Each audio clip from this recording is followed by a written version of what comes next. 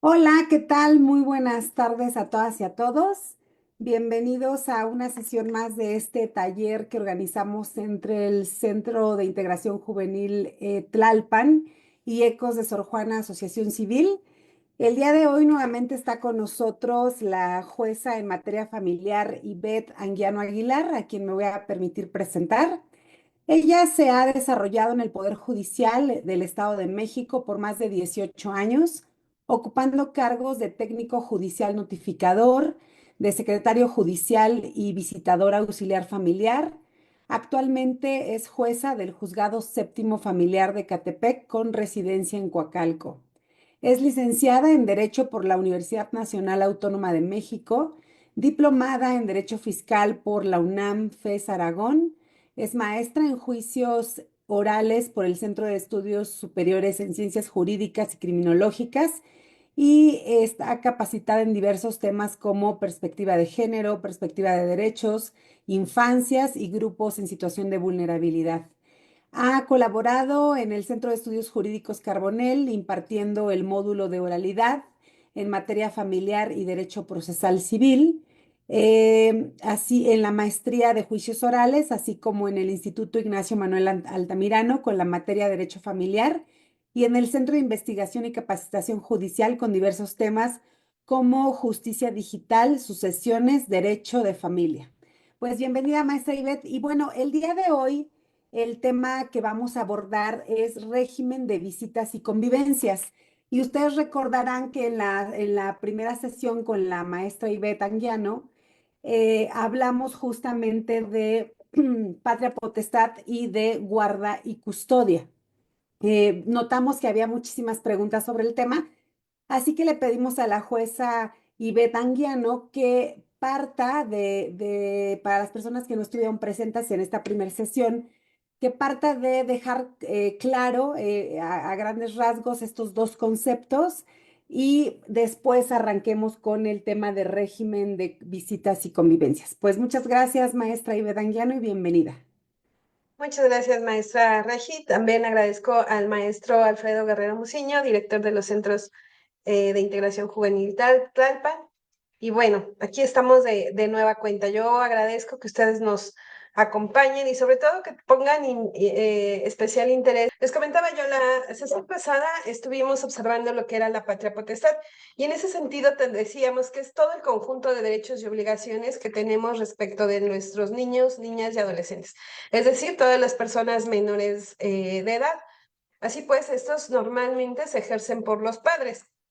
¿Cuándo van a entrar en el ejercicio de este derecho los abuelos? Bueno, siempre y cuando los padres o hayan perdido la patria potestad o no tengamos estas figuras, es decir, el padre o la madre. Entonces, recordemos, la patria potestad va a ser el conjunto de estos derechos y obligaciones, de los cuales los más importantes va a ser, uno, la representación legal, porque a través de este derecho vamos a tener el acceso a la justicia, es decir, los infantes podrán ser representados en cualquier tipo de procedimientos, llámese administrativos o judiciales, a través de la representación de sus padres. Otro de ellos, otro de los derechos que comprende la patria potestad, será la protección integral de los niños. En ese sentido, habíamos advertido la sesión pasada que son todos aquellos derechos que están reconocidos constitucionalmente y aquellos que no estén positivados también, entre los que encontrábamos el derecho a la educación, el derecho a ser registrado, el derecho a vivir en un ambiente libre de violencia, a vivir en armonía. Entonces, todos estos derechos y el ejercicio pleno darán como resultado que los niños tengan un aspecto psicológico oportuno, moral, social y físico. Y dentro de ese gran cúmulo de derechos o gran aspectos generales que tiene la patria potestad, tiene uno en particular que se denomina guarda y custodia. Habíamos comentado que la guarda y custodia es únicamente un pedacito de esa patria potestad en donde el padre va a ejercer los cuidados directos del infante. Entonces, los padres van a tener el derecho de la patria potestad y esta guarda y custodia también. Y solo en caso de separación, entonces, los padres deberán decidir quién de ellos se ejerce la guarda y custodia. Les comentaba yo la vez pasada que cuando decidimos casarnos o vivir en concubinato con alguna de nuestras parejas o con alguna pareja, siempre hacemos un proyecto de vida. Y esta parte es bien importante que la respetemos también al momento en que nos separamos, porque ya uno únicamente es papá y mamá, sino son terceras personitas que debemos contemplar qué sucederá con esa guarda y custodia, es decir, con la tenencia o el cuidado integral de esos niños. Para el caso de que los padres no decidan quién ejercerá esta guarda y custodia, es cuando delegan esa facultad a un tercero y que normalmente va a ser una persona juzgadora, un juez o una jueza en materia familiar. Así pues, la guarda y custodia será solamente un aspecto de la generalidad de la patria potestad. ¿Ok? Ahora bien, algunas de las preguntas que nos hacían en el chat era, ¿cuándo se pierde esta patria potestad? Ya dijimos que la tiene papá y mamá y solamente a falta de estos, bueno, la van a tener los abuelos. Pero también hay algunas condiciones, primero, por las que se acaba la patria potestad. Cuando hablamos de que se termina la patria potestad o que se acaba la patria potestad, debemos observar que solamente son por cuestiones naturales, por ejemplo, por la muerte de quien la ejerce. Si ya no existe papá, no existe mamá, obviamente se termina en ese momento la patria potestad y tendrán que ejercitarla los abuelos paternos y maternos. También se termina por la mayoría de edad de la persona, es decir, del adolescente, deja de tener la edad de 17 años y entrando a los 18 años, por disposición legal, se termina esta patria potestad. También se termina cuando el padre o la madre haya hecho una entrega voluntaria de su hijo a algún centro de asistencia social para ser adoptado. En ese momento también concluye esa patria potestad sin responsabilidad para los padres, es decir, hay casas de acogida que tienen facultades para poder recibir a esos niños cuando quien ejerce su patria potestad por alguna situación personal o legal no puede ejercerla. Y finalmente, cuando los niños se encuentran albergados o abandonados por sus familiares sin justa causa por más de 2 meses. Esta parte es bien importante recalcarla, porque muchas veces cuando los padres están inmersos a lo mejor en algún tema legal, sobre todo en materia penal, los niños son albergados. Y si pasan en este centro de acogida o de albergue durante más de 2 meses, es una causa para que se pierda esa patria potestad. Recordemos que habíamos visto en la sesión pasada que a falta de padres, bueno, la ejercen los abuelos y a falta de abuelos hasta los parientes en cuarto grado. Pero ¿qué pasa cuando ese niño es albergado por más de 2 meses y no existe quien reclame su patria potestad? No existe quien pueda hacer esa representación, tampoco quien pueda ejercer esos derechos y entonces es necesario que estos niños se decida su situación jurídica y entonces concluye esa patria potestad para que estos niños puedan regularse y vivir en armonía e incluso ser dados en adopción. Entonces, estas son las causas por las que se concluye la patria potestad. Después de esta figura que pudiéramos pensar que es una figura normal o una figura que nos permite esta conclusión sin ningún tema legal porque se da de pleno derecho, tenemos otra figura jurídica que se denomina pérdida de la patria potestad. Esta sí es una sanción, no es una forma normal de terminar la patria potestad, sino es con motivo de una resolución judicial. Habíamos comentado que la patria potestad es irrenunciable. ¿Qué quiere decir esto? Que yo, si tengo bajo mi custodia a mis hijos, bajo mi patria potestad, yo no pudiera determinar y renunciar a esa obligación que me impone la legislación por el simple hecho de ser padre. Entonces, la pérdida de la patria potestad se va a dar como una sanción hacia aquellas personas que ejercen esa patria potestad. Normalmente se da por alguna vulneración grave a los derechos de los niños. Por ejemplo, vamos a empezar con la primera de las fracciones. Decimos que la patria potestad se pierde cuando el padre o la madre es condenada por un delito doloso grave.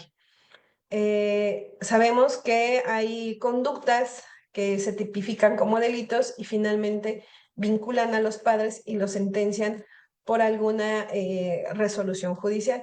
Pero solamente los delitos dolosos y graves, como pudiera ser el feminicidio, el homicidio doloso, el feminicidio en grado de tentativa, siempre y cuando se haya emitido en contra de la mujer que ejerce la patria potestad, es decir, de la madre de los hijos. Entonces, en ese momento, la resolución judicial determinará que se pierde el derecho de esa patria potestad y con ello la guarda y custodia, porque ya habíamos dicho que es una parte de esta patria potestad. La guarda y custodia, dijimos, es solamente el cuidado o el derecho que tenemos a cuidar de nuestros hijos de manera personal y directa. Entonces, si se pierde la patria potestad, evidentemente estaríamos también perdiendo la guarda y custodia.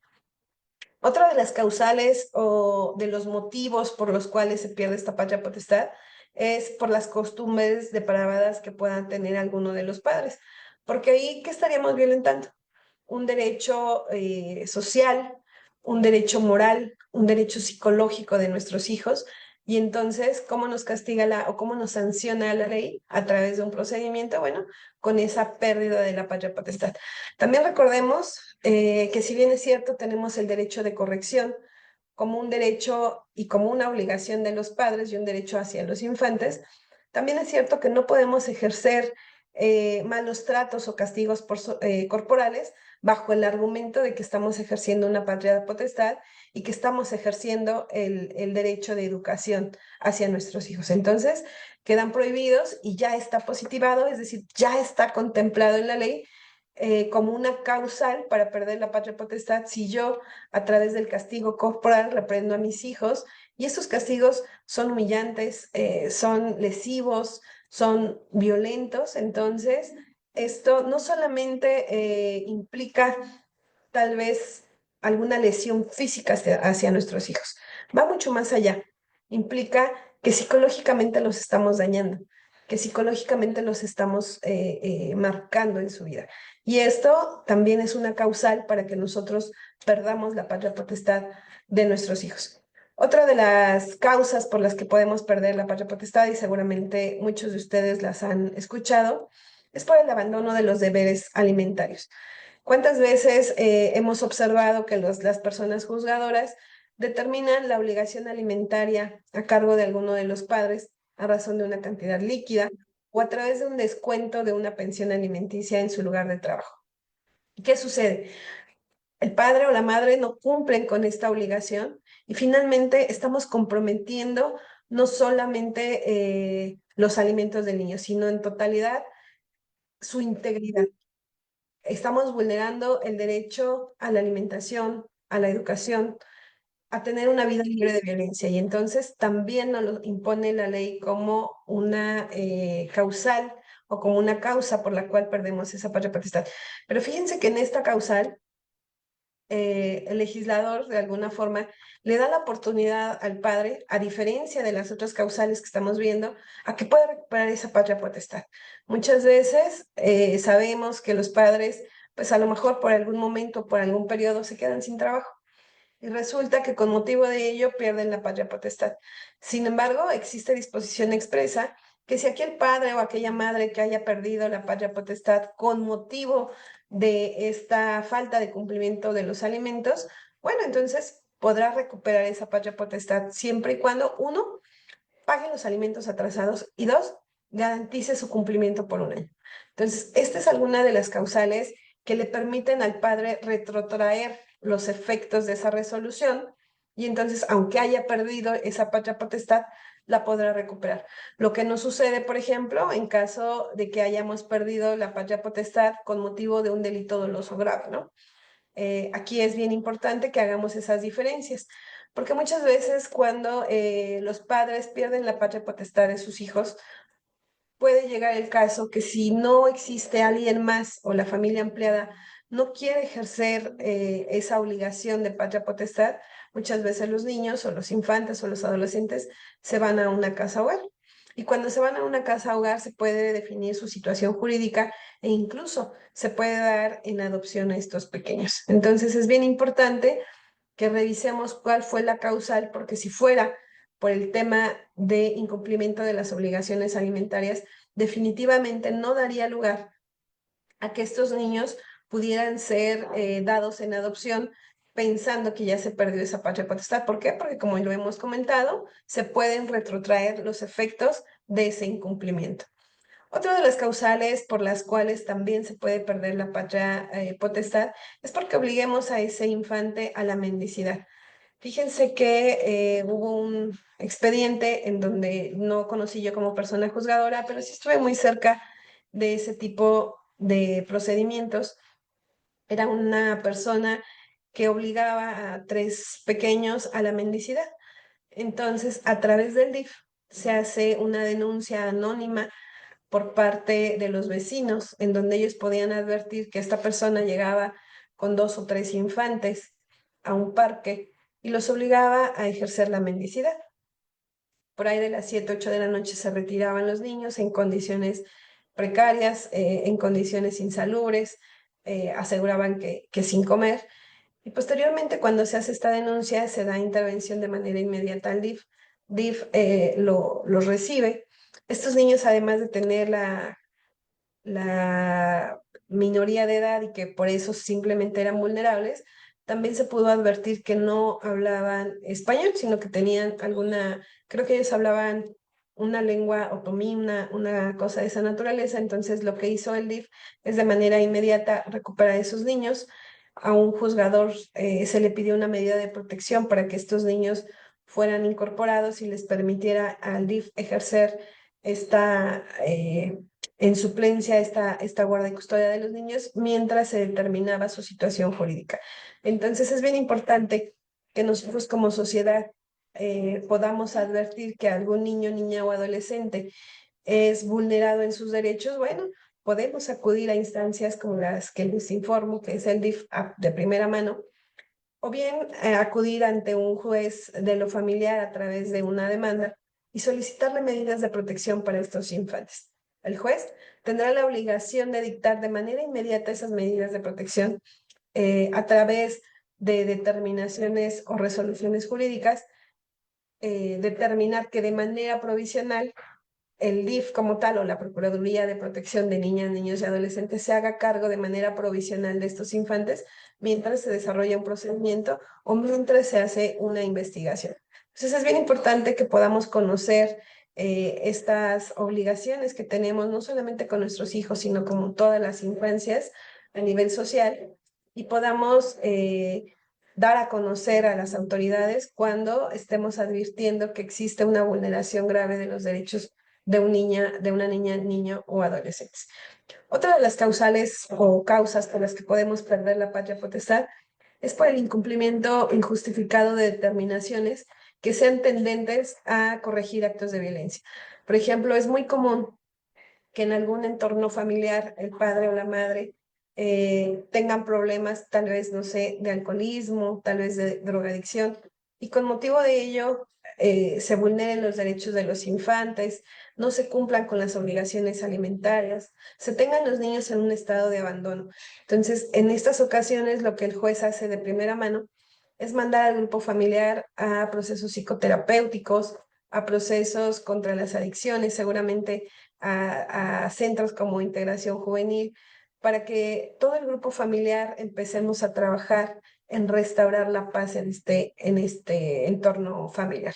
Sin embargo, cuando se advierte que el padre o la madre, pese a que existen resoluciones judiciales que los obligan a tomar estas terapias psicológicas o estos procesos psicoterapéuticos para poder restablecer el orden familiar, no cumplen con estas determinaciones, bueno, también el juez valorará esas actitudes y finalmente también será una causal para perder la patria potestad. Entonces es bien importante que veamos que existe conclusión de la patria potestad, pérdida de la patria potestad, y la siguiente figura jurídica que ustedes podrán advertir sería la suspensión de la patria potestad. Cuando hablamos de la suspensión de la patria potestad, esta es una determinación únicamente transitoria, es decir, no es una determinación definitiva, solamente es una medida provisional que el juez tomará y que definitivamente no dará oportunidad a que este niño, niña o adolescente sea susceptible de ser adoptado. ¿Por qué? Porque los padres siguen ejerciendo esa patria potestad y solamente de manera temporal se hará esa suspensión. Entonces, la patria potestad se suspende cuando existe la declaración de estado de interdicción de alguno de los que ejercen esa patria potestad.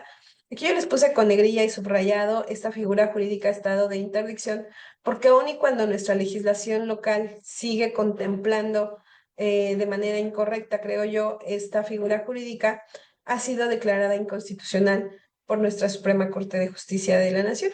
Y ahora nos dicen que ya no se tramita a través de un estado de interdicción, sino de un procedimiento judicial no contencioso que denominaremos de apoyos y salvaguardas. Bueno, y en este procedimiento, solamente de manera extraordinaria, el juez podrá determinar que una persona, es decir, el padre o la madre, pueda de manera provisional ser representado o apoyado por una tercera persona.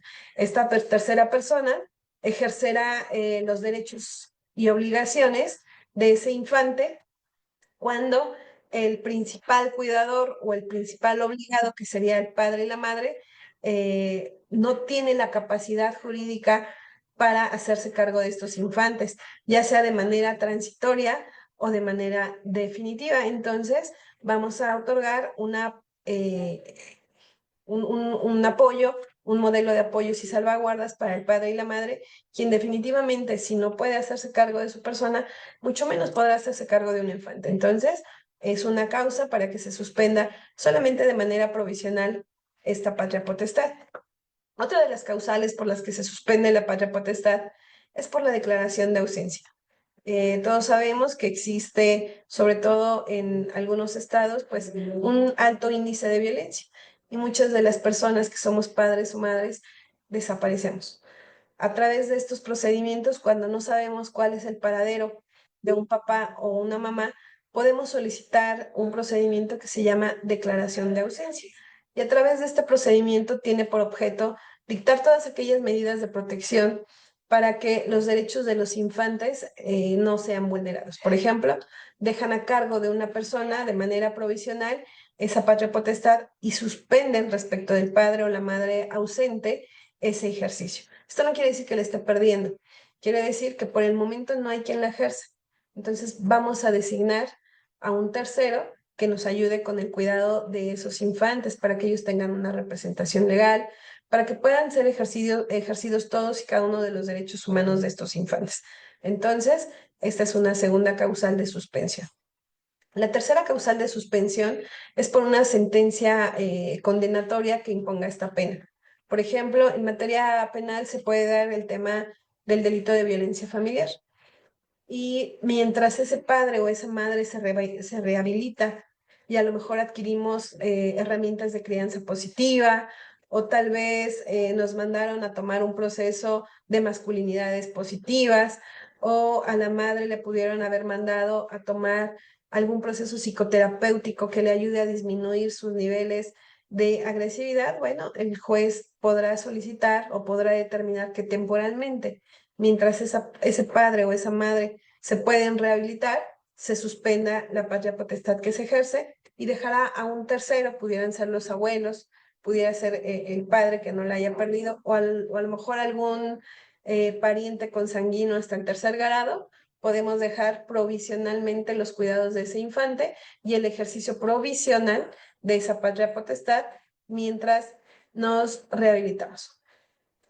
En una de las sesiones que vamos a ver, vamos a hablar del tema de la violencia vicaria.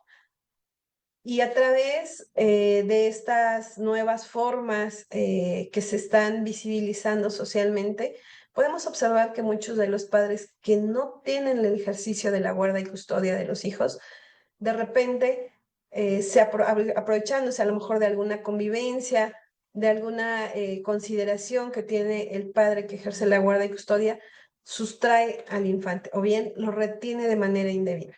Y entonces el juez, a través de una determinación, ya sea provisional o definitiva, puede suspender esa patria potestad en contra del padre sustractor o del padre que retuvo indebidamente a ese infante. ¿Por qué? Porque está vulnerando el derecho del niño a vivir en armonía, está vulnerando el derecho del niño a permanecer en un entorno sano, en un entorno que él ya conocía. Entonces lo sustrae y cambian a los infantes de escuela, del lugar en donde viven, y con todo esto están vulnerando los derechos del infante y se considera que es una situación o una causa grave para los infantes y entonces también es una causa para que se suspenda la patria potestad. Muchas veces los padres, cuando no tienen a través de una resolución la determinación judicial de quién de los dos está ejerciendo la guarda y custodia, piensan que como no existe una resolución judicial, entonces podemos sustraer o retener a nuestro hijo o a nuestra hija, sacándolo del domicilio o del entorno que él normalmente venía ejerciendo. Y esto es equivocado. Es equivocado porque, aunque no tengamos una resolución judicial, si ese infante venía habitando con su progenitor o su progenitora de manera habitual en un entorno lleno de armonía y de repente el padre decide o la madre decide sacarlo de este entorno, bueno, también estamos generando ahí un conflicto importante en la psique del niño. Es decir, estamos modificando su psique, estamos modificando su entorno social y esto también es sancionado con esta suspensión de la patria potestad. Y finalmente la fracción quinta. La fracción quinta tiene que ver con la vinculación a proceso penal por un delito de feminicidio, por una tentativa en contra de las madres o padres que ejercen esta guarda y custodia, y los niños están siendo testigos de esta violencia que se está dando de manera familiar, y entonces a la madre o al padre infractor y generador de violencia o presunto generador de violencia puede suspenderse de manera provisional esta patria potestad. Entonces, recordemos que son figuras jurídicas cuando hablamos, muy diferentes cuando hablamos de la suspensión, de la pérdida de la patria potestad y de la conclusión de la patria potestad. Y al ser figuras jurídicas diferentes, tienen consecuencias diferentes, ¿ok? Algunas serán temporales, algunas serán permanentes y algunas serán la forma de determinación más natural de la patria potestad, como es al haber alcanzado la mayoría de edad. Ahora, una vez que hemos determinado y que nos ha quedado claro qué es la patria potestad y qué es la guarda y custodia, viene una tercera figura jurídica de no menor importancia, que es este régimen de visitas y convivencias. Este régimen de visitas y convivencias es el derecho que tienen las niñas, niños y adolescentes de mantener una convivencia constante con aquel padre o con aquella madre que no ejerza su guarda y custodia. Es decir, si bien es cierto, el padre y la madre decidieron separarse y no vivir ya más como una familia, digamos, tradicional, es importante que le demos oportunidad a ese infante de tener y de mantener una relación constante con esa mamá o con ese papá. Y que el padre que es custodio, pues no utiliza a este infante porque muchas veces es lo que podemos observar. Al tener la guarda y custodia, ellos piensan que tienen el poder o el control total sobre estos niños y que el padre o la madre que ejerce esta guarda y custodia tiene la posibilidad de decidir si se convive o no se convive con este progenitor o con el progenitor que no está ejerciendo la guarda y custodia. Incluso en algunas ocasiones, el padre o la madre custodia condiciona el cumplimiento de este régimen de visitas y convivencias al cumplimiento de la obligación alimentaria. Y es muy triste poder observar en los procedimientos que muchas ocasiones el padre o la madre custodia dice, no, no voy a permitir que mi hijo vea a su padre o a su madre que no es el padre custodio, no voy a permitir que vea a mi hijo mientras no pague esta pensión alimenticia. Entonces, debemos observar que son cuestiones totalmente diferentes, que si bien es cierto, el padre o la madre no custodia, si no otorga una pensión alimenticia, está violentando el derecho humano de los infantes a la alimentación y a la subsistencia. El padre que está ejerciendo esa guardia y custodia no puede actuar igual. No puede actuar igual y decir, bueno, entonces si él está violentando el derecho a los alimentos, ahora yo violentaré el derecho de que mi hijo conviva con su padre. No, porque en todo caso, incluso en ocasiones en los procedimientos, cuando los padres violentan de una u otra forma los derechos humanos de sus hijos, es necesario traer a los abuelos. Necesario traer a los abuelos que se pudiera considerar que están generando un menor riesgo en el infante y en la vulneración de sus derechos. Entonces, como recomendación, si nosotros estamos ejerciendo la guarda y custodia de nuestros hijos, no solamente tenemos la obligación de permitir esa convivencia, sino además tenemos la obligación de incentivar que nuestro hijo tenga convivencias con el padre no custodio, que estas convivencias sean regulares, que sean constantes y que sean en un entorno libre de violencia, en donde nosotros podamos pedirle al padre se establezca un régimen determinado, que podamos establecer una rutina con ese infante, que él tenga conocimiento de cuándo vendrá papá o mamá a convivir con él y que entonces se vuelva un lugar armonioso para este infante. En ese sentido, bueno, es importante que visualicemos el derecho de convivencia no como un derecho de los adultos, sino como un derecho de los infantes a mantener ese apego constante con el padre. Además, fíjense que este derecho de convivencia no solamente permite que conviva con el padre o la madre no custodia, sino también con la familia ampliada, con los abuelos, con los tíos, con los primos, lo que al infante le dará seguridad y le dará identidad. Recordemos que la identidad como seres humanos la vamos adquiriendo con nuestras vivencias. Además, desde que nacemos se hace el registro de nacimiento y al otorgarnos un nombre ya nos están permitiendo identificarnos.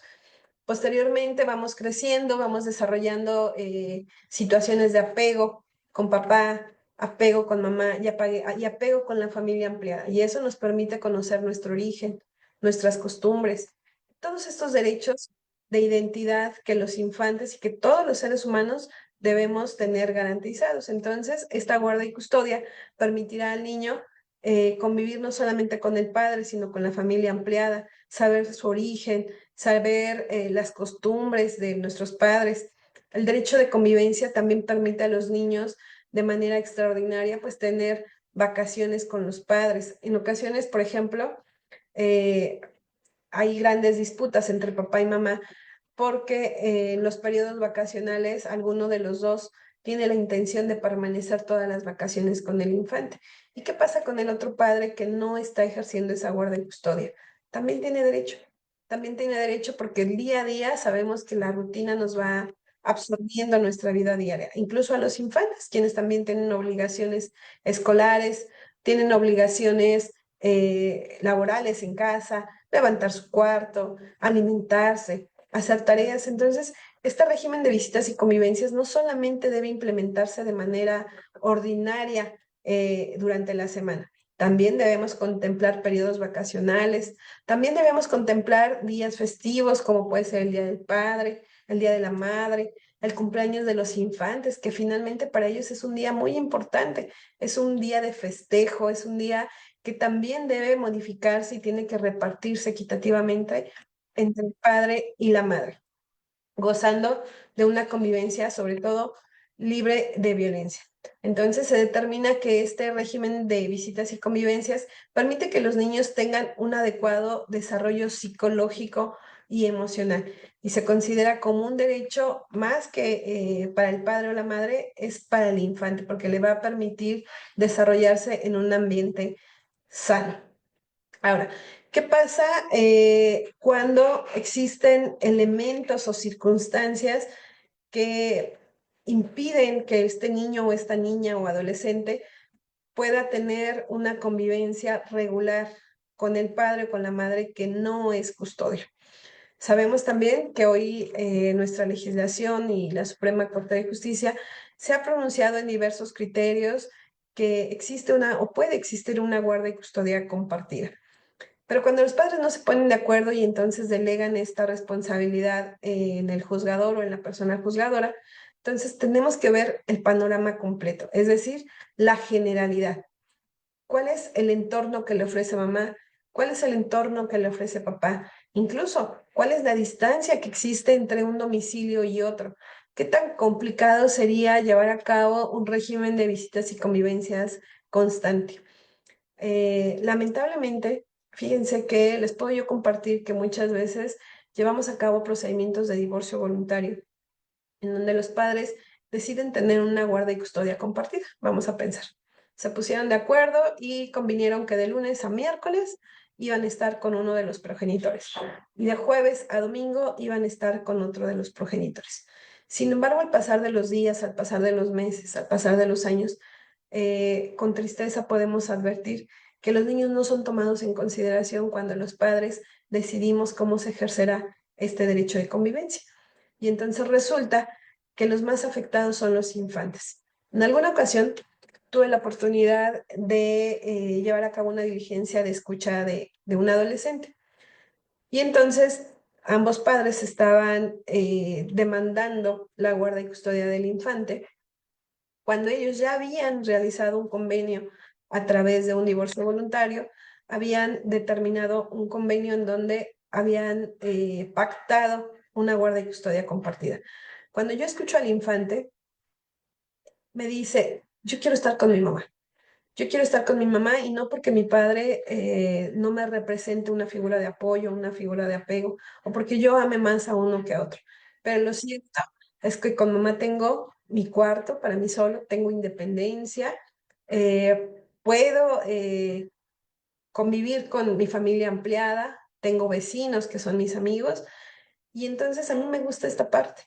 Y el hecho de que mis padres tengan una guarda y custodia compartida me pone de nervios, me pone ansioso, me llena de incertidumbre porque en algunas ocasiones olvido cuadernos en un lado y le llamo a uno de mis padres porque olvidó un cuaderno y entonces ahora le toca al otro padre ejercer la guarda y custodia y entonces existen molestias, me regañan, se me olvidan mis útiles, se me olvidan mis tenis escolares, se me olvida el uniforme. Entonces es bien importante que cuando los padres determinen un régimen de convivencias o una guarda y custodia, tomen en cuenta la opinión de los infantes y que además puedan irse moldeando a las necesidades de ese niño, porque puede ser que en un primer momento todo sea armonía y calma, pero las circunstancias van cambiando, los horarios de escolares van cambiando, los horarios de trabajo de los padres van cambiando y en ese sentido tenemos que redoblar esfuerzos para que ese niño o ese adolescente, bueno, se sienta que está cuidado, que se sienta que está protegido, que lo principal que quiere el papá y la mamá será que él se sienta cómodo en casa de uno o en casa de otro. Para el caso de que los padres no se pongan de acuerdo, entonces tocará al juzgador eh, llevar a cabo medidas extraordinarias, por ejemplo, con ayuda de la tecnología. Sucede que en algunas ocasiones el padre no custodio, por situaciones de trabajo, a lo mejor tiene que irse a vivir a otra entidad federativa. ¿Y qué sucede con ese infante que no quiere viajar cada fin de semana, por muy cerca que pudiera parecer a lo mejor al estado colindante? Dice, yo no quiero acudir cada fin de semana porque para mí es desgastante, es complicado y volvemos con este tipo de desajustes. Entonces, el juzgador, si ellos no se ponen de acuerdo, pues bien, si el infante no quiere llevar a cabo las convivencias como papá o mamá lo proponen, tendrá que desarrollar medidas extraordinarias, por ejemplo, a través de la tecnología, buscar hacer videollamadas.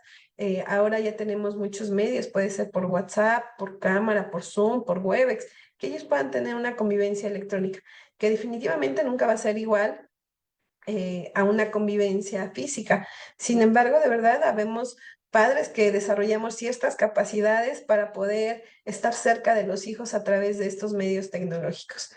También ¿qué pasa cuando el juez se ve obligado a tomar una medida extraordinaria? Porque el padre custodio, o que en un momento era el padre custodio, necesita cambiar de residencia por una situación laboral, por una situación médica. Es ahí cuando se ve obligado a analizar el panorama general, el contexto social que tenemos y entonces dictar medidas extraordinarias. Por ejemplo, incluso cambiar la guardia y custodia si el infante se está desarrollando de manera adecuada en sus actividades escolares, incluso religiosas.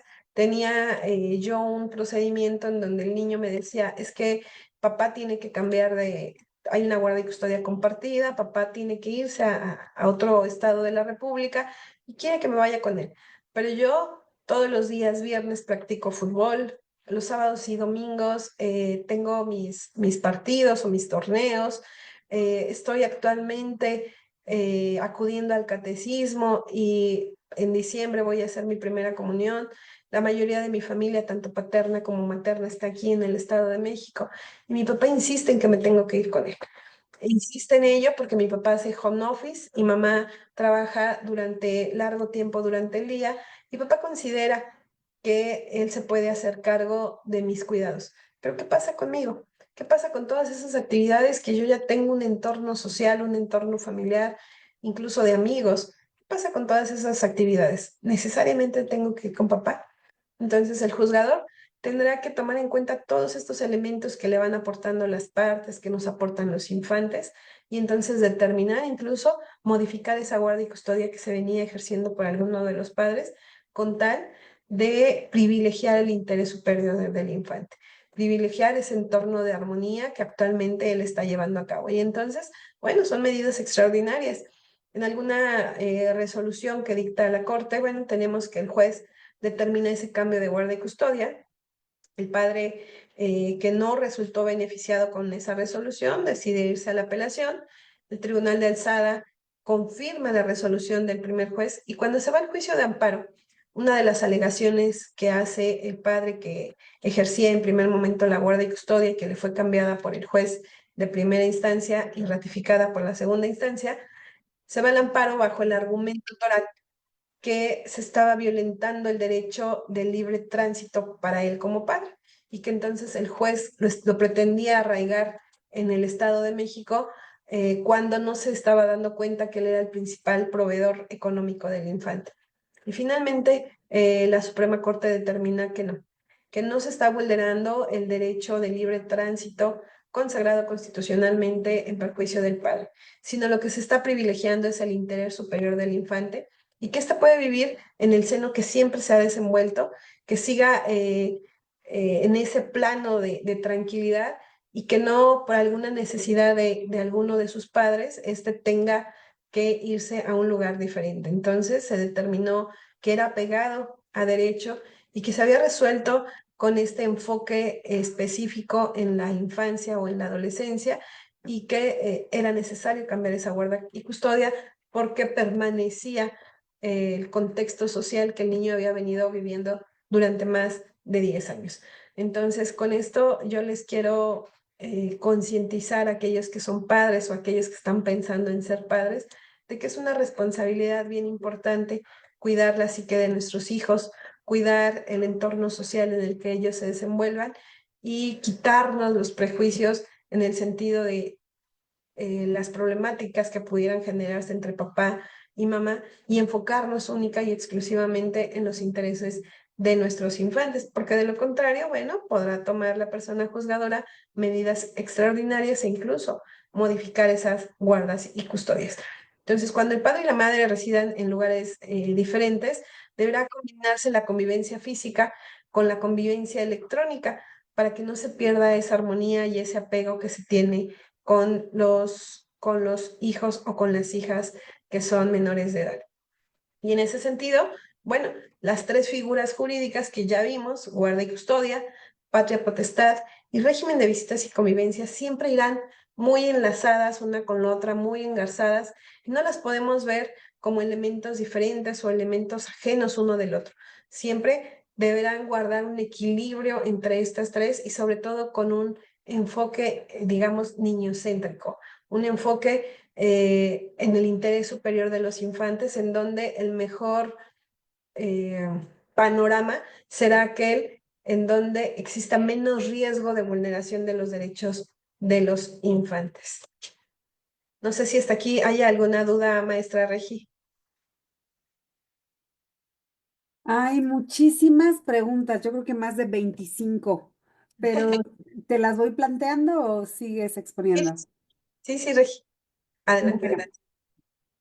perfecto. Ya está aquí la doctora Claudia Tejeda también de CIJ Tlalpan. Gracias, doctora.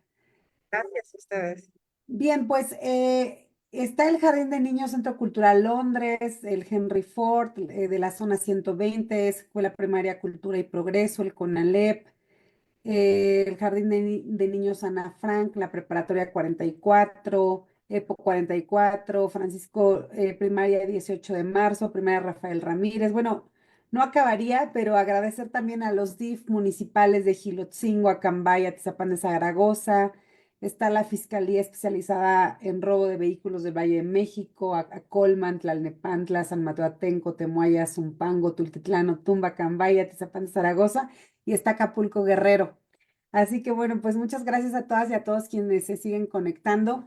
Hay muchas dudas sobre de qué son mamás y papás y ya tú les dirás, yo quisiera adelantarme antes de hacerte las preguntas, tú lo vas a poder como jueza expresar de una manera más correcta, pero creo que cuando leo las preguntas pareciera que estamos enojados, ¿no? Entonces, estoy enojada como mamá con papá, con el papá de mis hijos, y el papá está enojado con la mamá. Y entonces aquí en las preguntas pareciera que nos estamos arrebatando al niño como si fuera una cosa, ¿no? Te la quito, me la quito, te quito la guarda y custodia, te quito la, o sea, ¿sabes? Entonces ya tú lo verás. Tú sabrás cómo decirles qué son los derechos de las niñas y los niños convivir con ambas partes cuando así lo determinan los juzgadores, cuando es sano y demás, pero no es mi derecho, es el derecho del niño, ¿no? Y de la niña, ¿no? Entonces ya tú lo dirás, pero ahí te van. Son Adelante. muchas. Una vez demostrado en un peritaje psicológico que el niño no ha sufrido violencia o abuso porque no hay una ley que le quite la cédula profesional a esos abogados, ¿por qué no hay una ley que les quite la cédula a esos abogados que inventan denuncias falsas para separar a un niño de uno de sus padres? Esa es una. Otra, ¿hay algún tiempo determinado para que pueda recuperar la patria potestad? Si O- gustas, Regina, ah, si me las vas leyendo y te las voy respondiendo para que no va. nos perdamos, ¿te parece? Bueno, en el caso de la primera pregunta en donde me dicen que si los abogados son aquellas personas que pudieran ser sancionados e incluso quitarles la cédula profesional, quiero decirles que no. Principalmente las responsabilidades del padre y la madre. ¿Qué pasa si yo contrato a un abogado y entonces este abogado me dice, oye, vamos a quitarle la patria potestad o la guarda y custodia a tu contrario, y entonces vamos a decir que tu hijo es violentado? Es responsabilidad de la madre o del padre firmar esa demanda. Si nosotros estamos viendo que ese abogado, más que garantizar los derechos de mi hijo, de mi hija, está poniéndolos en riesgo, lo primero que debemos hacer es renunciar a ese abogado y entonces contratar a un abogado que me garantice los derechos, no solo de madre, sino los derechos de mis hijos, porque definitivamente el abogado no tiene ninguna responsabilidad. El que tiene la responsabilidad primordial de garantizar los derechos es de quien está ejerciendo esa guarda y custodia y esa patria potestad, es decir, el padre y la madre. Entonces, definitivamente, los abogados nunca van a ser responsables. Por eso es bien importante, y yo les digo muchas veces en las audiencias, a ver, abogado, en este momento no intervenga porque solamente voy a hablar con papá y mamá. Ustedes están aquí para garantizar los derechos de sus clientes, pero no para influir en el resultado, ni en los convenios, ni en la situación, ¿cómo podemos llamarlo? En la situación física de los infantes. Entonces, la única responsabilidad es de los padres. Y si nosotros contratamos un buen abogado que garantice los derechos de nuestros hijos, estarán ellos a salvo. Y si nos dejamos manipular por terceros ajenos, se va a volver, de verdad, perdón la expresión, una pelotera.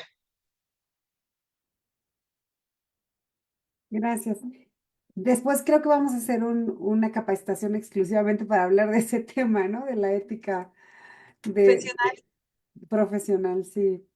Es que a los abogados nos han enseñado a todo, todo es litigio, todo pero no. Pero bueno, va. Ahora dice, ¿hay algún tiempo determinado para que pueda recuperar la patria potestad? Ok, hablábamos de tres figuras hace un momento, que era la suspensión, la conclusión y la pérdida de la patria potestad. La única que vamos a poder recuperar es cuando la patria potestad se haya perdido por la causal de incumplimiento de obligaciones alimentarias. Y más que un tiempo será una consecuencia. Por ejemplo, yo pierdo la patria potestad de mis hijas porque no cumplí con sus obligaciones alimentarias. Para recuperarla, lo único que debo hacer es, uno, pagar todos los alimentos que estén caídos, es decir, todo lo que no he pagado y garantizar un año más. Y en ese momento recupero la patria potestad. No es por tiempo, más bien es por la consecuencia o el cumplimiento que yo ya hice de ese derecho que en algún momento vulneré. Y entonces puedo recuperar la patria potestad. Bien, ya bueno, viene hilada porque la pregunta es, ¿se puede recuperar la patria potestad? Pero ya lo comentaste. Otra, ¿qué procede si el padre de familia abandonó sus deberes alimentarios y guarda y custodia? Aquí hay algo bien interesante, fíjense, y volvemos al enfoque niñocéntrico y al interés superior del infante. Ha resultado que en muchas ocasiones tenemos todo para perder una patria potestad porque la madre pudo acreditar que el padre a lo mejor incumplió un año de pensión alimenticia. Pero resulta que ahora tenemos que escuchar al niño y el derecho de convivencia, volvemos a comentarlo, es el derecho del infante. Entonces resulta que en sentencia definitiva yo determino que pierde la patria potestad por el incumplimiento de los deberes alimentarios, pero resulta que el infante me dice, pero yo sí quiero ver a mi papá. Yo sí quiero ver a mi papá y lo extraño muchísimo. No se ha aparecido en mi casa por más de un año, pero tengo la intención de ver a papá. Entonces es obligación de la persona juzgadora determinar de qué forma lo va a ver. Entonces no importa que ese padre no haya cumplido con su obligación alimentaria. Si el infante tiene esa necesidad de verlo, el juzgador tendrá que hacer lo necesario para reincorporar al padre en ese vínculo. Y no es un derecho del padre. Recordemos, dijimos, es un derecho del infante. Entonces, hay incluso centros de convivencia en donde vamos a poder tener una convivencia supervisada, sobre todo cuando en ocasiones nos dice la madre, no sé en dónde vive el padre. A veces viene a verlo, pero resulta que no le permito verlo porque no sé exactamente en dónde vive. Entonces, estos centros nos van a ayudar a recobrar esa seguridad mientras podemos hacer una investigación, mandar a un trabajador social y saber cuál es el domicilio de este progenitor. Estos lugares nos ayudan para determinar una convivencia supervisada, apoyada de especialistas y en un lugar cerrado que nos permita tener la vigilancia de ese infante. Bien, ¿cuánto tiempo, dice, cuánto tiempo de que tienes en custodia a tus sobrinos te dan o sea, que cuánto tiempo tiene que pasar si tú tienes a tus sobrinos en custodia para que te den la patria potestad? Ok, no es un tiempo en específico. Recordemos que hace un rato mostramos cuáles eran las causales por las cuales podrían perder la patria potestad. Entonces, vamos a pensar que yo como madre llevé a cabo actos de violencia con mis hijas y son actos graves. Entonces, no importa que haya pasado un mes o 2 meses únicamente, sino que vamos a acreditar que con motivo de la violencia física de la que fueron objeto mis hijas, bueno, puse en grave riesgo los derechos humanos de mis hijas y entonces el juez podrá determinar esa patria potestad. Es decir, no tiene que ver con el tiempo, tiene que ver con la conducta sancionable del progenitor que está perdiendo la patria potestad. Pero en este caso, quien tiene a los niños es el tío o la tía, entonces ellos tienen que iniciar este procedimiento para tener. Exactamente, va a demandar la pérdida de la patria potestad de papá y mamá bajo el argumento de que seguramente dejaron en abandono a estos infantes, que además no están cumpliendo con las obligaciones alimentarias y pensando si hubiera una causal diferente, por ejemplo, pudiera ser una violencia, comentábamos de las costumbres depravadas, ¿no? De alguno de los padres, entonces tendrán que irse a juicio, demandarlo y acreditar en juicio este abandono o esta conducta que le están atribuyendo al padre o a la madre. Bien. Estar en tratamiento psiquiátrico por depresión es una causa de suspensión de patria potestad. Sí pudiera ser una causa de suspensión y no una causa de pérdida de la patria potestad. Ahí hay que tener una gran observancia. El hecho de que yo sea una persona con problemas psiquiátricos, entonces quiere decir que no soy una persona sana, pero no por eso pierdo la patria potestad, porque recordemos que podemos rehabilitarnos. Entonces, si yo asumo un proceso psiquiátrico, seguramente me la van a suspender solamente de manera temporal en lo que la madre o el padre que ejercía esa guarda y custodia o esa patria potestad se recupera y finalmente podrá volver a ejercer esta patria potestad, es decir, la suspensión puede ser temporal o incluso solamente suspender la guarda y custodia en lo que se rehabilita y dar unas convivencias supervisadas que permitan a ese niño poder convivir con ese padre o con esa madre que tiene problemas psiquiátricos, pero de una manera controlada y segura. Bien, ¿qué abuelos tienen mejor derecho para la patria potestad, los maternos o los paternos? Fíjense que eso es algo bien interesante. Anteriormente nuestra legislación decía que los abuelos maternos ejercían en principio la patria potestad a falta de padres y después los paternos. Hoy en día no es así. Hubo una reforma a nuestro artículo y entonces ahora dice que será en igualdad de circunstancias abuelos paternos o maternos y el juez tendrá que analizar cuál es el mejor entorno para que estos niños se desarrollen. Y entonces decidir quién de los dos podrá ejercer esa guardia y custodia o esa patria potestad. Bien. Cuando hay suspensión, pérdida pérdida, yo creo que cuando hay suspensión por sentencia, él o los progenitores pierden la obligación de cubrir necesidades básicas de los hijos. No, la suspensión, como lo comentamos, solamente es temporal. Y entonces podremos ejercer o podrá ejercer la familia empleada esos cuidados de esos infantes. Pero las obligaciones, aunque perdamos la patria potestad de nuestros hijos, las obligaciones siempre van a subsistir. La obligación alimentaria, la obligación de cuidado, la obligación de respeto, la obligación de garantizarles educación, recreación, todas estas van a subsistir. Lo que vamos a perder son los derechos únicamente. Mm. Em, en el caso de un niño con discapacidad permanente que necesita ayuda de un cuidador en específico, ¿qué se tiene que hacer? Ok, recordemos que habíamos comentado que todos los que ejercemos la patria potestad de los niños tenemos esta obligación de garantizar todos los derechos humanos de los infantes. Entonces, ¿qué debemos hacer? Debemos buscar ese cuidado especializado, esa atención especializada y a través de medidas poder conseguir esa protección integral del infante. Pensemos a través de una pensión alimenticia en donde a través de esa pensión alimenticia, mamá o papá, que son los que trabajan y que tienen la guardia y custodia, puedan delegar a un tercero. Entonces, la parte económica es una situación bien importante y cuando tenemos niños con esas necesidades, hay que atender todas las necesidades de cuidado. Tenemos en el juzgado, por cierto, un pequeño que tiene autismo y es algo bien complicado porque cuando viene el padre nos dice, oye, la madre está solicitando una pensión alimenticia en su calidad de concubina y ya tiene un año que no vivo con ella, entonces retírale esa pensión alimenticia. Y en cuanto a mi hijo, sí, sí le quiero dar la pensión alimenticia del 20%. Sin embargo, aquí hay que actuar con perspectiva de género porque esa madre que tiene un niño autista con el nivel tan grave que tiene este infante, le dedica el 100% de su tiempo al niño.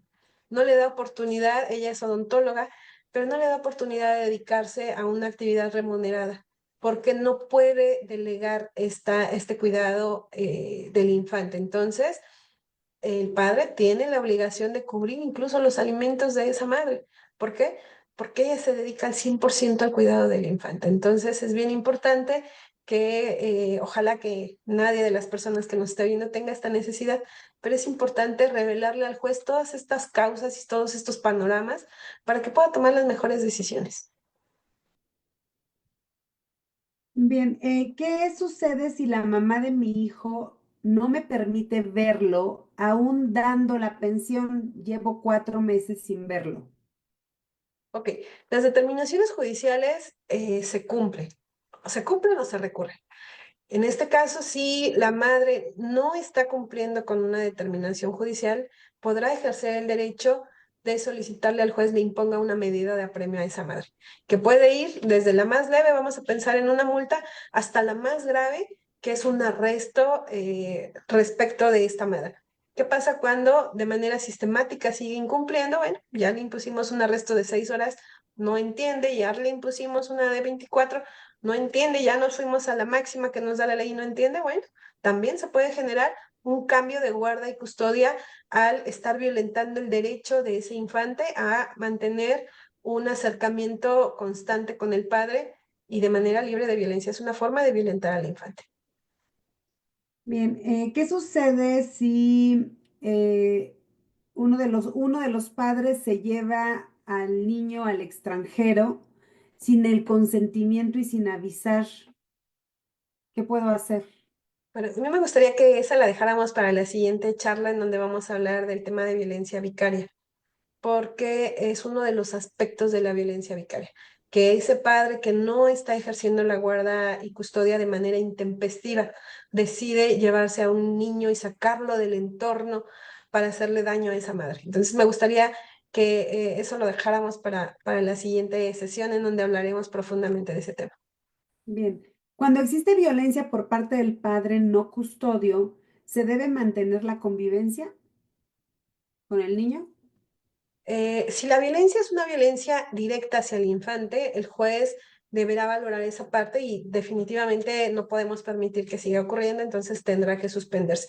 Pero aquí yo quiero hacer un paréntesis porque muchas veces la violencia se da entre papá y mamá, no es una violencia directa respecto del infante. Entonces, el juez tendrá siempre que privilegiar esa convivencia del infante y podrán dictar otras medidas, por ejemplo, que la entrega y recepción se haga en el centro de convivencias o bien que sea de manera supervisada. Pero yo creo que la última decisión que debería tomar un juez es suspender esa convivencia con alguno de los padres, a menos que sea una violencia directa en contra del infante. ¿Y eso quién no lo va a decir? Normalmente el infante. El infante hay ocasiones que dice, mamá dice que me violenta, pero no es cierto, nunca me ha pegado mi mamá o nunca me ha pegado mi papá, o muy por el contrario. Cuando hacemos o cuando tenemos estas charlas con los infantes, hay ocasiones que nos revelan cosas pues muy graves y si hay una violencia grave, definitivamente se suspende la convivencia. Cuando existe, ¿cómo puedo adquirir la guarda y custodia completa si de mis hijos, si el papá está en la cárcel? Ok, por el simple hecho de que el padre esté preso, estamos ejerciendo ya una guarda y custodia plena. Recuerden que no se pierde el derecho de guarda y custodia. Lo que se pierde puede ser la patria potestad. Recordemos que dijimos que la guarda y custodia es un pedacito o es un aspecto de la patria potestad. Entonces, si el padre está detenido, definitivamente es la madre quien ejercerá esa guarda y custodia de manera plena y no necesita una resolución judicial para ello porque la ejerce de pleno derecho. Un poco leía la conversación porque alguien le contestó a esta persona y ella comentaba pero que él estaba en otro estado y que él no hacía nada por llamarle al niño y que el niño sí quería comunicarse con papá.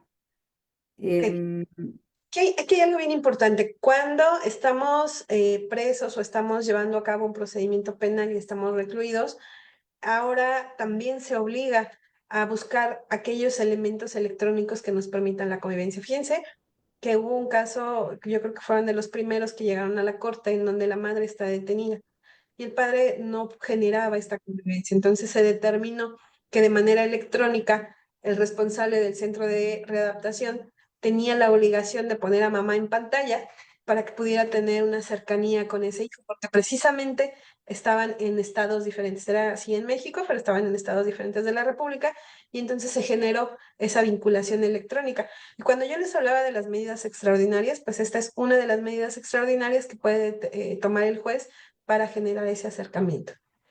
entonces, esta persona estando privada de su libertad tendrá que seguir la indicación a través pues, de la institución, del centro de readaptación en donde esté. O sea, tiene Sí, que haber un apoyo para que lo lleven al lugar en donde pueda tener esta sesión con su hijo.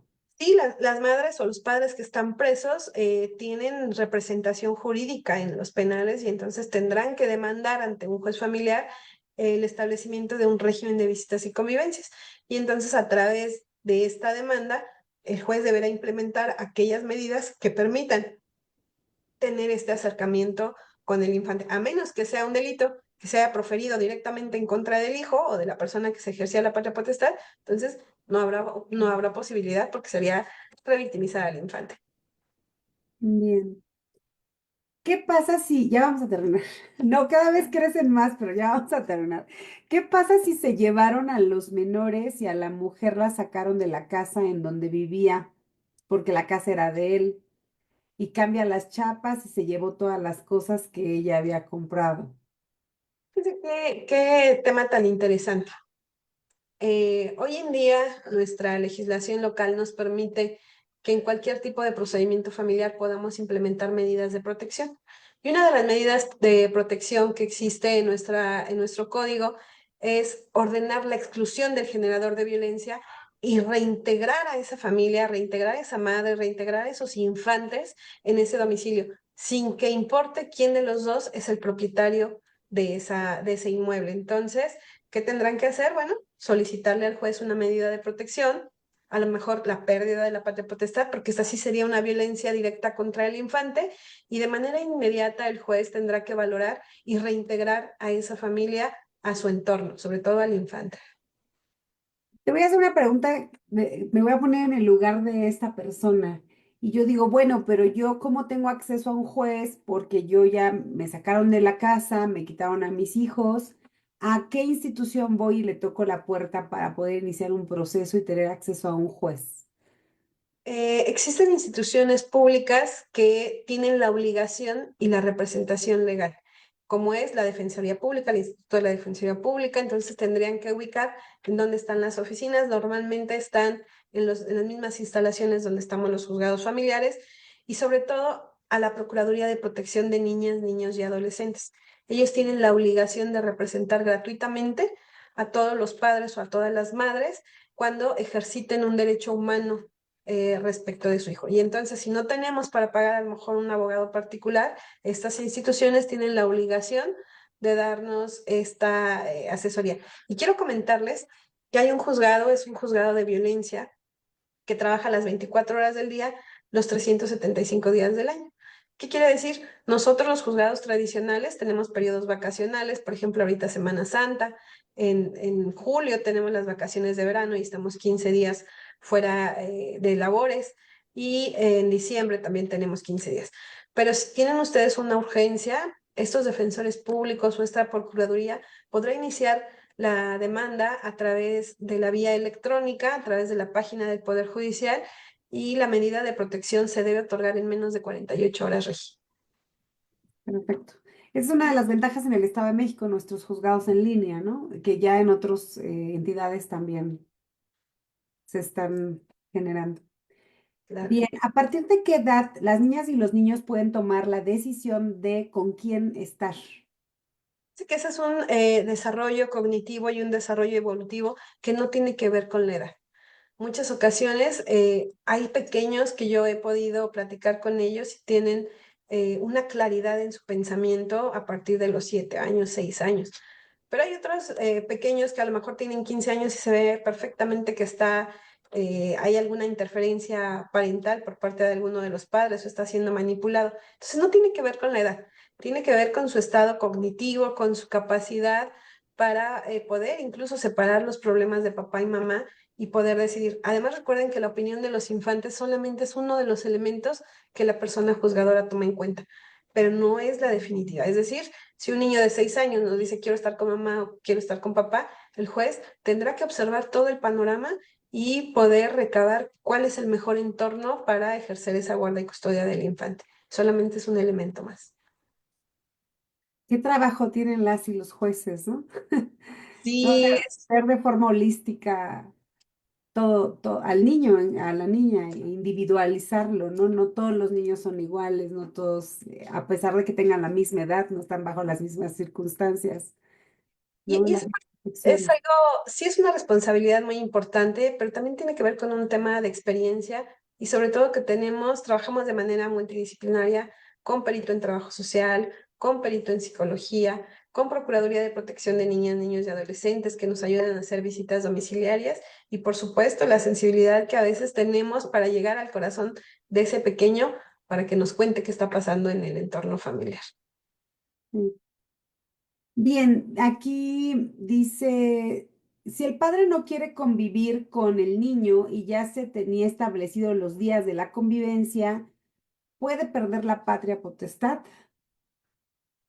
Sí pudiera perderla porque finalmente es un abandono que está haciendo de ese infante, pero no tiene que ver realmente con la actitud del padre, sino cómo lo recibe el infante. Hay niños muy resilientes en donde dicen, bueno, papá venga a verme una vez cada 6 meses, pero yo estoy feliz con que papá venga a verme una vez cada 6 meses.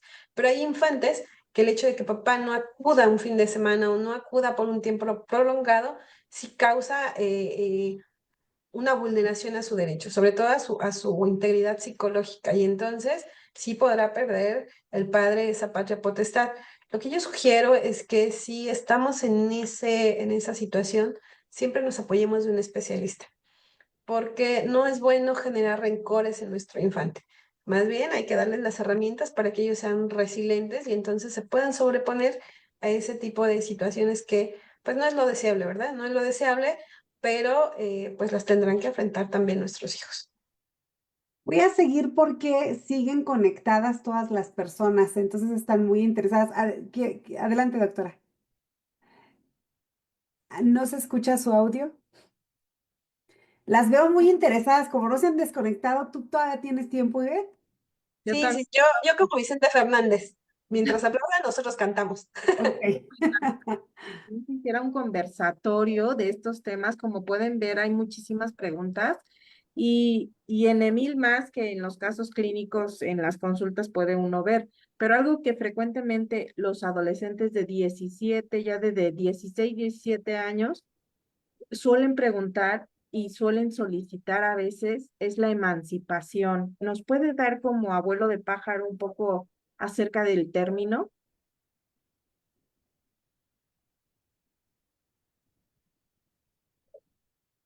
Perdón, perdón, doctora Claudia, la última parte me perdí. Emancipación. ¿En qué casos, cuándo, a qué edad, cómo lo pueden solicitar los adolescentes? Porque a veces ellos mismos, como usuarios de los servicios de salud mental, algunas veces ellos son los que dicen, pues yo ni con mi mamá ni con mi papá. Dice doctora Claudia que aquí el tema anteriormente necesitábamos, o los infantes, los adolescentes, perdón, podían emanciparse. Hoy se trabaja mucho en el tema de la responsabilidad parental. Aunque nuestro hijo quiera emanciparse o incluso tenga, por ejemplo, vamos a pensar cuando nuestros hijos adolescentes tienen a su vez descendencia y entonces ya son padres, anteriormente se consideraba que ellos podían emanciparse. Sin embargo, hubo una reforma importante constitucional en el sentido de que no se considera que ese infante se emancipó. ¿Por qué? Porque lo que se pretende es que nos hagamos responsables como padres y entonces cuidemos a ese hijo hasta que fisiológicamente ya tenga esas características. Pero eso no quiere decir que los hijos no puedan tomar decisiones específicas como tomar un proceso psicoterapéutico. Eso lo pueden hacer incluso en contra de la voluntad de los padres, porque ellos están viendo por sus derechos humanos, porque lo que están pretendiendo es reponerse de alguna situación. Sucede igual con un tema médico, pensando en aquellas adolescencias que acuden a los médicos con temas de preservativos o de asistencia ginecológica. Entonces es derecho de ellos mantenerse saludables y entonces no tendrían por qué necesitar la representación de un padre o de una madre.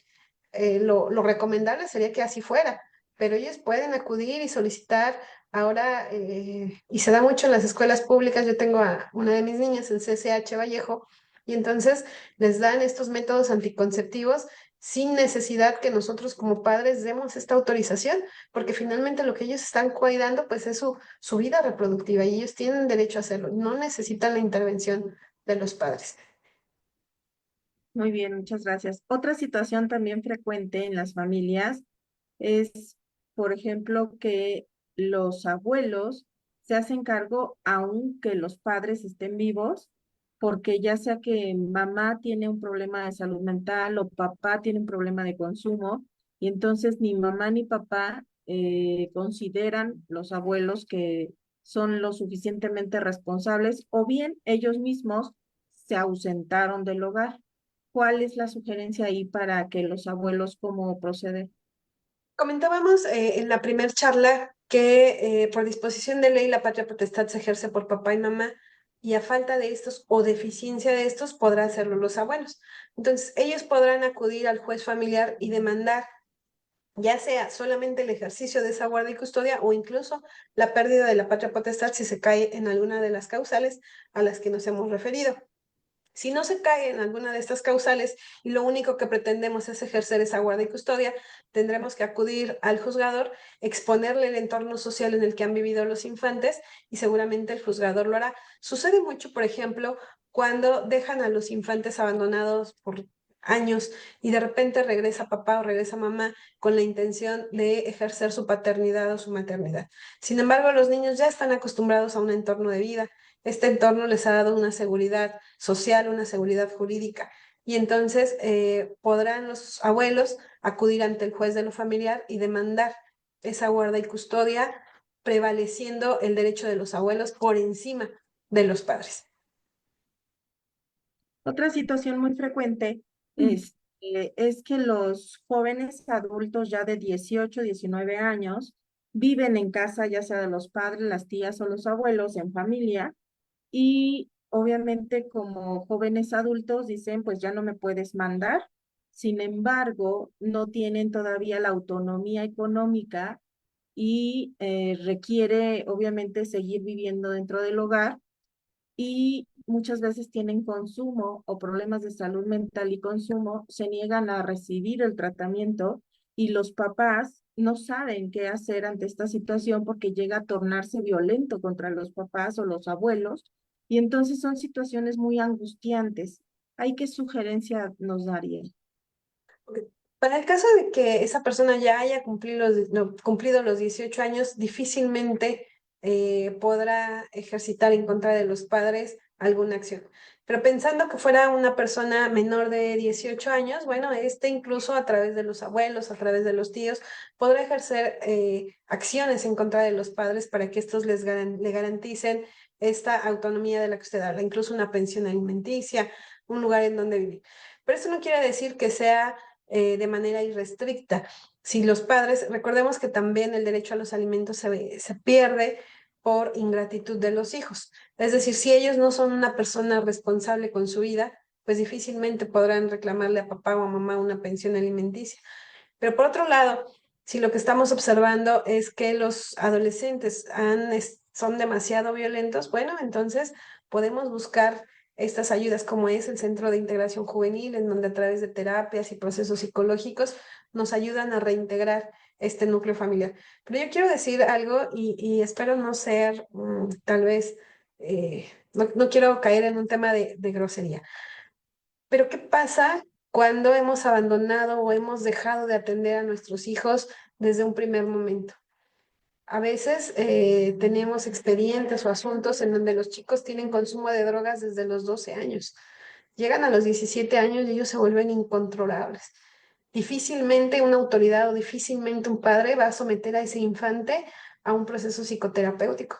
Será muy complicado que ellos incluso quieran entrar en estos temas.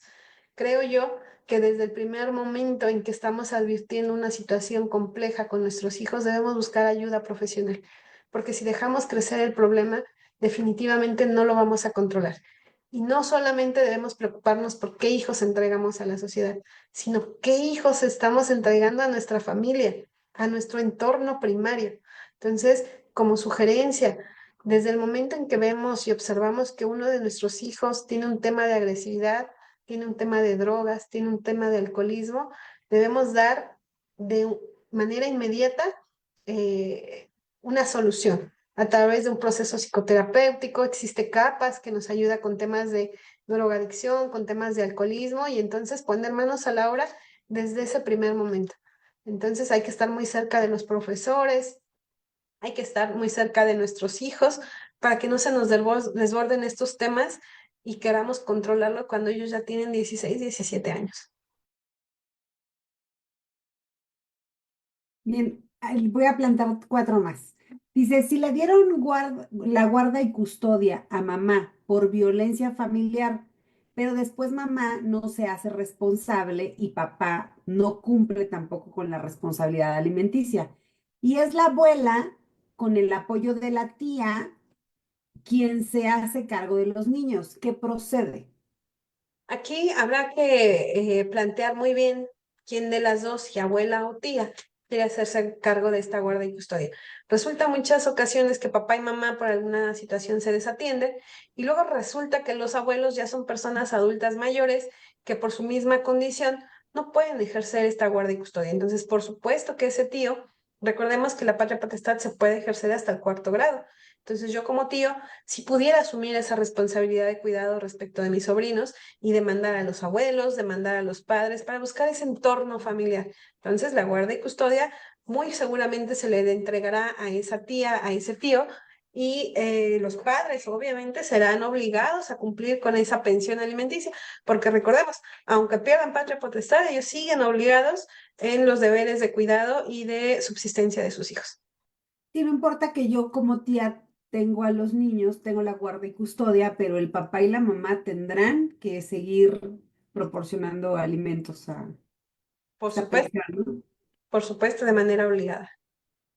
Bien, el padre debe dar el 40% de su sueldo para sus dos hijas, pero él está terminando estudios de posgrado para que en su plaza de maestro le aumenten el sueldo. El padre le está pidiendo a la madre que le regrese el dinero que le darán extra cuando recibe el aumento. No, bueno, ¿qué puede hacer la madre? Ay, Ok, no. yo creo que debemos centrar siempre en un tema de conciencia. En algunas ocasiones, por alguna razón, vamos a pensar en el caso concreto que nos plantean, si realmente esos padres lo que pretenden es poder acceder a un nivel económico diferente, bueno, tendremos que valorarlo también como madres. Si en realidad se justifica, bueno, podemos celebrar un convenio y disminuir esa pensión alimenticia para que no estamos, que yo te regreso, que tú me regreses. Es decir, poner las cartas sobre la 100. ¿Qué hace un juzgador cuando determina una pensión alimenticia? Valora el entorno social de uno y otro, cuál es la capacidad económica del padre, cuáles son las necesidades económicas y tendrá que dictar una sentencia definitiva apegada a esas necesidades. Pero si ya tenemos esa resolución y ya está el 40% y ahorita de manera voluntaria podemos reconocer que eso nos va a beneficiar, por supuesto que puedan llegar a convenios y por supuesto que el juez estará obligado a autorizarles y aprobar ese convenio para poder acceder a un mejor nivel de vida. Creo que todo es válido si nos concientizamos como progenitores. Sí, aquí entiendo que como él va a ganar más, y como el 40% ya está tasado del total de su sueldo, entonces si le doy 1,000, ahora le voy a dar 1,200, quiero que me des mis 200, ¿no? De regreso. Eso es lo que está planteando, ¿no? Pero entiendo que no. O sea, a no ser que la madre acceda, ¿no? Y que diga, bueno, no lo ocupan mis hijos, pero hacerlo en el convenio, no nada más así por abajito te regreso tus 200, sino que quede establecido en el convenio que autorice que me des menos, pero lo ideal sería que no me des menos, ¿no? Si los niños lo necesitan. O sea, si tú te superas y ganas más, pues qué padre que tus hijos tengan un poquito más o no. Sí, claro, claro, eso es bien importante, pero tocaste un punto bien importante, Regi.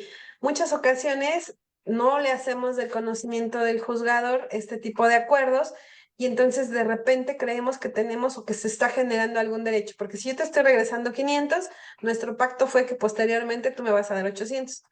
¿Cómo vamos a acreditar que eso sucedió? Si solamente lo llevamos a cabo mediante convenios extraoficiales. Entonces, lo que yo sugiero es que hagamos convenios. ¿Sabes qué? Bueno, ¿cuánto tiempo vas a estar tú en esta maestría? Bueno, un año. Ok, vamos a llevar a cabo un convenio en donde durante todo este año tú me vas a dar, no el 40, el 35%, pero pasado este año, automáticamente vamos a convertirlo de nueva cuenta en el 40. ¿Te parece? Ok, lo presentamos ante el juzgado, lo ratificamos y finalmente el juez lo va a autorizar. Pero siempre tenerlo documentado, porque, perdón, pero las palabras se las lleva el viento. Y entonces pensamos que así podemos generar derechos y lo cierto es que no. Entonces, como ellos ya tienen un convenio firmado, obviamente, porque hay un 40% establecido, pues que regresen con el juez y modifiquen el convenio. Pero sí insisto en que no sea por abajito, que sea, como Exacto, bien dices, con papelito, ¿no? exactamente. Bueno, dice, el padre de mi hijo, el padre de mi hijo no aporta con regularidad la pensión y el monto mínimo. Nunca le he negado la convivencia, pero cada vez que lo regresa, mi hijo viene alterado y con frecuencia enfermo. Por más que le digo las sugerencias de educación de los médicos porque es neurodivergente, no las sigue. Él se ostenta como abogado. ¿Qué puedo hacer? Creo que siempre es necesario acudir al juzgador para que ellos puedan valorar y podamos concientizarnos. En ocasiones no es lo mismo que tu régimen haga saber que mi hija tiene una necesidad específica a que a través de una resolución judicial obliguen a ese padre incluso a involucrarse en este tipo de temas. En ocasiones es muy fácil ver las necesidades de un infante desde lejitos y entonces pensamos que la madre pudiera estar exagerando en estos cuidados. Pero cuando llegamos a un entorno jurisdiccional en donde el juez nos impone la obligación de involucrarnos, de ir a terapias, de aprender a cuidar a nuestro hijo, de verdad que las cosas cambian. Entonces, no importa que el padre sea abogado, yo creo que si él es abogado, pues tendrá incluso conocimientos de este tipo de situaciones y entonces el juzgador podrá obligarlo a que incluso se capacite en temas de cuidado hacia su hijo cuando tenemos estas necesidades especiales. Entonces, ante todo, por ejemplo, si yo ya tengo ese convenio y ahorita no tengo dinero, ¿no? Yo ya tengo este convenio, tanto el del 40% como este convenio de las visitas establecidas y demás, y tengo estos problemas para ir al juez que me tocó o voy, como tú dices, toco la puerta y hago la promoción. O sea, yo no tengo un abogado, ¿cómo lo hago sola? Y yo no soy Necesariamente, abogada. yo sí sugiero y por eso es necesario que siempre acudamos a un abogado.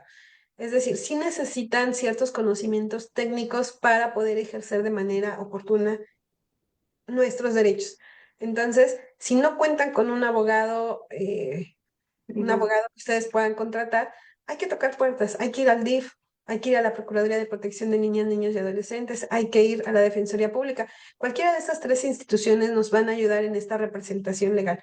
¿Por qué? Porque a diferencia, por ejemplo, de los agentes del Ministerio Público que tienen la obligación de recibirnos nuestras denuncias, el juez familiar no puede recibir denuncias, no puede recibir estas demandas. Y por una simple razón, no podemos ser juez y parte. Es decir, yo no pudiera redactarte, Regi, una demanda en este momento cuando tú vienes y me haces saber que necesitas los alimentos, porque yo soy la persona que voy a juzgar. Yo soy la persona que valoraré tu escrito inicial de demanda. Entonces, por ese simple hecho, no podrá acudir de manera directa al juzgado. Debe ser a través de un tercero. Los juzgadores tenemos un principio, que es el principio de imparcialidad. De tal suerte que si llegara el demandado a querer contestar la demanda de manera oral, bueno, tampoco lo va a poder hacer. A menos, y es el único proceso que sí tendría que recibir el juzgador, es en temas de violencia familiar. Ahí sí tú, Regi, podrás hacer tu demanda con lo que consideres lo mínimo necesario y me harás saber que no tienes un abogado. En ese momento seguramente podré advertir que tiene demasiadas deficiencias tu escrito inicial de demanda y ordenaré seas representada a través de la Defensoría Pública, te daré un oficio para que acudas y ese abogado te represente. Y entonces es el único caso en donde el juzgador tendrá la obligación de girar oficio a Defensoría Pública, solamente en los casos de violencia familiar. Bien, a ver, ya me están insistiendo que hay una persona que ha hecho muchas veces una pregunta y que la está esperando, que ya la puso 7 veces. Dice, ¿qué pasa si el papá de mi hija no me deja verla ni la lleva a la escuela? Llevo 6 meses sin ver a mi hija y mi hija no me quiere ver. Dice que ya me la paso de fiesta en fiesta y su papá solo me dice que los deje de molestar, pero ni a la escuela la deja ir ni sale de paseo con mi hija. Ella vivía conmigo y desde hace 8 años y ya cumplirá 9 años. Ok, es bien importante que acuda ante un abogado, que acuda a la Procuraduría, que acuda a Defensoría Pública para que ingrese su demanda. En esta demanda deberá hacerle saber al juez todos estos pormenores, que la hija vivía con ella, que seguramente hay un tema de interferencia parental o de manipulación por parte del padre y que ahora la infante se está negando a convivir con ella. Muy seguramente lo que hará el juzgador, emplazará al demandado, obviamente le dará su derecho de audiencia y mandar a traer a esa infante para que el juzgador pueda percibir cuál es el sentir de esa infante. Pensando que la niña diga, sí, no quiero ver a mamá, mamá se la pasa de fiesta en fiesta y finalmente me abandono. Como persona juzgadora, valorará qué tan probables son las cuestiones que nos está diciendo el infante y de manera inmediata ordenará un proceso psicoterapéutico para la infante. Además, obligará al padre a que justifique que la niña está acudiendo a la escuela y que está garantizando el derecho humano de ir al colegio. Y entonces se van a ir componiendo las cosas porque a través de este proceso psicoterapéutico irá enfocado en reforzar esa relación materno-filial y llegará un momento en podrá convivir con su hija. Tal vez primero de manera supervisada, después tal vez a través de convivencias de tránsito, pero lo que el juez intentará es ya en un momento dado permitirle esta convivencia libre. Pero si dejamos pasar el tiempo, de verdad que esa situación se va a complicar. Ya tiene 6 meses sin ver a esa pequeña y se puede ir complicando más. Y entonces la niña va a tener mayor resistencia a poder convivir con mamá. Entonces lo que yo le sugiero es que de manera inmediata busque esta asesoría y esta representación legal para que empecemos a sanear ese entorno familiar. Híjole, aquí viene una pregunta que yo les voy a contestar a medias. Dice, ¿cómo podemos contactarlos para asesoría? Va a haber 17 sesiones y vamos a seguir hablando con la jueza Ivette Anguiano, porque justamente ella y yo nos tomamos un café allá por Ecatepec. Y entonces ella y yo dijimos que la doctora Claudia Tejeda de CIJ nos había pedido hablar de estos temas que tenían que ver cuando había una disolución del vínculo matrimonial y salían afectados las niñas y los niños. Entonces estas tres mujeres que ustedes ven aquí hicieron una lista, iba a ser de 4 sesiones y ya se hicieron 17. Entonces, por favor, no dejen de vernos porque a través de estas 17 sesiones ustedes van a resolver dudas y van a aprender muchísimo.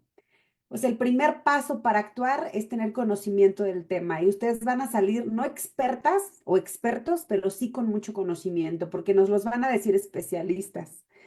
Entonces, creo yo que dentro de las asesorías, aquí están las asesorías, pueden hacer sus preguntas, pero como bien dice la jueza Ivette Anguiano, hay que tener un abogado y si no tengo dinero para el abogado, ya nos dijeron que podemos ir al DIF municipal, al DIF estatal, a la Procuraduría de Protección de Niñas, Niños y Adolescentes del municipio, del estado, o también podemos acudir a Defensoría, ¿no? Que está ahí mismo en juzgados. Ubiquen su juzgado y lleguen y pregunten dónde pueden encontrar un abogado que les pueda asesorar de manera gratuita y los van a guiar a la oficina correcta.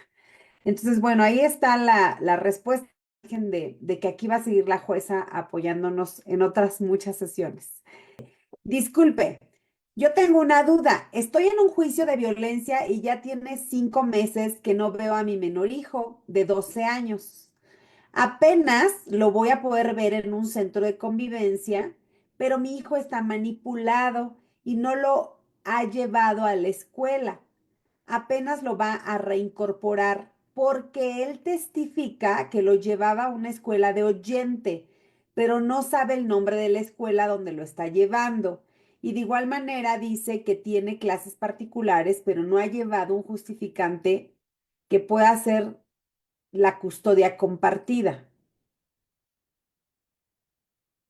Ok, aquí resulta lo siguiente, si ustedes consideran que algún derecho humano de un infante se está vulnerando, como es el de la educación, que es un derecho muy, muy importante, tendrán que solicitar al juez le requiera a ese padre custodio para que acredite mediante documental fehaciente que le está proporcionando la educación correcta al infante, es decir, que está en una escuela, que tiene un grado escolarizado, que no tiene, es decir, no es suficiente con que esté recibiendo una regularización o un apoyo en clase, ¿no? Debe tener una clase escolarizada en donde él sea evaluado y de manera ordinaria esté acudiendo de manera regular a esas clases.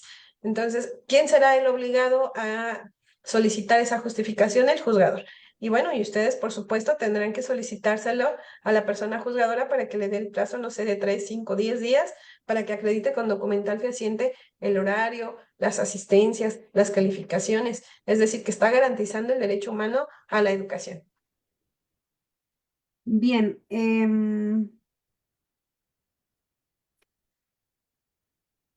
¿a qué edad se considera conveniente la escucha de un menor? Creo que esa ya la contestaste. Sí, en realidad anteriormente incluso se negaba que los infantes fueran escuchados en la primera infancia. Hoy en día la Suprema Corte obliga a la persona juzgadora que de manera directa a través de la inmediación, este principio tan importante, él se cerciore si ese niño puede ser escuchado o no. De verdad que hay pequeñitos que yo he escuchado, tienen 3 años y son tan claros en su narrativa, y hay pequeños que tienen 6 años y son tan introvertidos que no me permiten conocer mucho. Entonces, no tiene que ver con un tema de edad, sino tiene que ver con un tema de capacidad cognitiva del infante, de claridad en su vocabulario, en fin, pero el juzgador tendrá la obligación de hacerlo. Incluso quiero yo decirles que en ocasiones yo he pedido que me presenten a infantes de 2 años, de 3 años. A lo mejor no voy a poder escuchar con ellos, pero sí lo que voy a poder desarrollar es alguna actividad que yo pueda advertir si reconoce al padre, si no reconoce al padre, si le tiene cariño, si le tiene miedo. Entonces, normalmente pedimos alguna interacción con un infante desde los 2 o 3 años. Bien, y ya es la última y terminamos. Dice, ¿qué procede si en una separación por infidelidad uno de los hijos de 13 años se va con el papá, que es el que fue infiel, y el hijo muestra rechazo ante la madre? Ok, aquí es algo bien importante. Debemos dejar alejado a los niños de los problemas de adultos. Es decir, no importa si yo fui infiel, no importa si la otra parte fue la que fue infiel, esto no debería mermar en la relación de padre-hijo. Puedo ser la peor madre del mundo, pero puedo ser la mejor madre, pero puedo ser la peor pareja del mundo, pero mejor madre del mundo. Entonces, ¿qué les quiero decir con esto? Que mantengamos a los niños en donde alguno de los padres haya manipulado a ese niño o ese adolescente, hay que empezar a sanar, a sanear. No dar claridad a la situación, es decir, no investigar quién tuvo la culpa de papá o mamá, sino alejarse de los problemas de adultos y entonces ser resiliente a los problemas de los padres, apartarnos y finalmente ver la relación paterno-materno-filial desde un enfoque niñocéntrico, es decir, atendiendo al interés superior del infante. Es decir, esta información no tendríamos por qué darla a los hijos. Bien, pues hemos terminado. Muchísimas gracias a todas y a todos quienes 2 horas de capacitación estuvimos aquí con la jueza Ivette Anguiano. El día viernes tenemos una cita a las 10 de la mañana. El viernes, 10 de la mañana, vamos a hablar de violencia vicaria, primera parte. Lo vamos a ver con la doctora Claudia Tejeda, que es médica, es psiquiatra, es paidopsiquiatra, es adictóloga, es terapeuta familiar. Es decir, la doctora Claudia Tejeda además se la vive en la práctica con niñas, niños, adolescentes. Esta es su especialidad, trabajando con ellas y ellos. Y va a acompañarnos una persona maravillosa que es una de las personas que crearon el Frente contra la Violencia Vicaria en México y que es una sobreviviente de violencia vicaria. Van a estar 2 mujeres fabulosas con nosotros el día viernes, 3 porque me incluyo. El viernes a las 10 de la mañana nos vemos con este tema tan importante. Muchas gracias, doctora Claudia Tejeda. Y saludos a mi queridísimo Alfredo Guerrero Muciño, el director del CIJ Tlalpan, a quien queremos mucho. Y saludos, Ivette, muchas gracias de aquí a donde estás, Ecatepec, Coacalco, Tecámac, todos estos lugares. Coacalco, estamos en Coacalco. Gracias y un abrazo enorme. Nos vemos en la siguiente sesión. Cuídense mucho, un placer. Gracias.